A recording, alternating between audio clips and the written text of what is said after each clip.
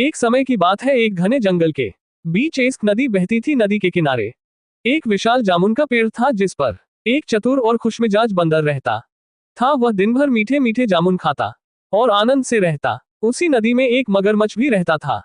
एक दिन मगरमच्छ ने बंदर को देखा और उससे दोस्ती कर ली। बंदर ने मगरमच्छ को भी जामुन खिलाना शुरू कर दिया। धीरे धीरे उनकी दोस्ती गहरी हो गई। मगरमच्छ की पत्नी को जब ये पता चला कि बंदर बहुत स्वादिष्ट जामुन खाता है, तो उसने एक चाल चली।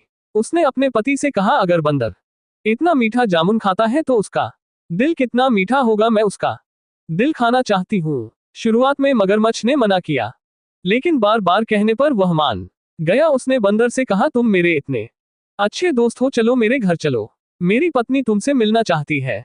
बंदर खुश होकर मगरमच्छ की पीठ पर बैठ गया। मगर जैसे ही नदी के बीच पहुंचे, मगरमच्छ ने असली योजना बताई। बंदर चतुर था, उसने तुरंत कहा, अरे दोस्त, तुमने पहले क्यों नहीं बताया? मेरा दिल तो मैंने पेड़ पर ही छोड़ दिया है, हमें वापस चलना होगा। मगरमच्छ उसकी बातों में आ गया और वापस जामुन के पेड़ की ओर चल पड़ा। जैसे ही किनारा आया, बंदर तेजी से कूदकर पेड़ पर चढ़ गया और बोला, धोखेबाज, दोस्ती में विश्वास होता है, चालाकी नहीं।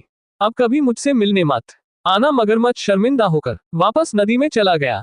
इस कहानी से हमें ये सीख मिलती है कि संकट के समय बुद्धिमानी और चतुराई से काम लेना चाहिए।